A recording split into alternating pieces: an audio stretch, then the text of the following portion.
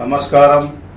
యావత తెలంగాణ భారతదేశం ప్రజలకు, కాంగ్రెస్ కార్యకర్తలకు, కాంగ్రెస్ లీడర్లకు, కాంగ్రెస్ నాయకులకు నేను మీ Amberpet Srinivas Yadav, AICC coordinator, Andhra Pradesh incharge Congress party.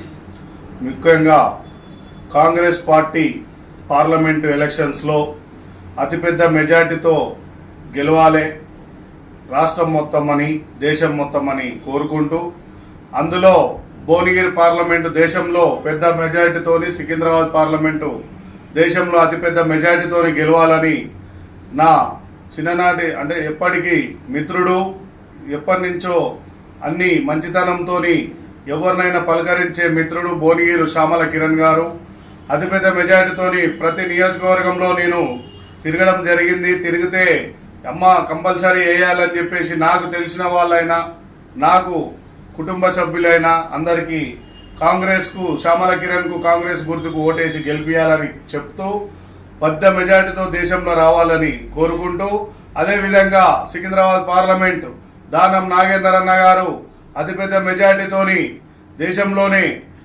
మార్పు ఎప్పటికీ ఆయన మెజార్టీతోనే గెలుస్తాడు. కాబట్టికే ఎంతున్నా మా హైదరాబాద్ లోకల్ లీడర్ కాబట్టికే ఆయన వచ్చినాక గ్రేటర్ హైదరాబాద్లో మళ్ళీ ఒక ధైర్యం వచ్చింది.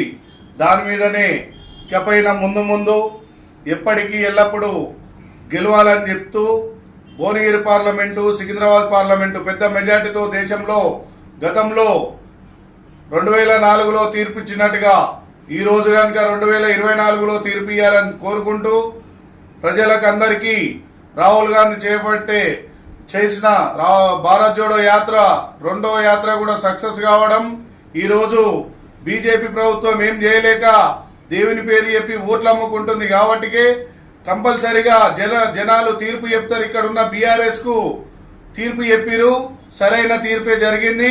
పైన కూడా తీర్పు చెప్తారు, మంచి తీర్పు జరుగుతుంది. రాహుల్ గాంధీ గారు ప్రధాని కాబోతున్నారు. మిత్రులారా, 13వ తేదీ ఓటేసి, చేయి గుర్తుకు ఓటేసి అతిపెద్ద మెజార్టీతో గెలిపియాలని కోరుకుంటూ నేను మీ అంబర్పేట్ శ్రీనివాస్ యాదవ్. ధన్యవాదాలు. జై కాంగ్రెస్.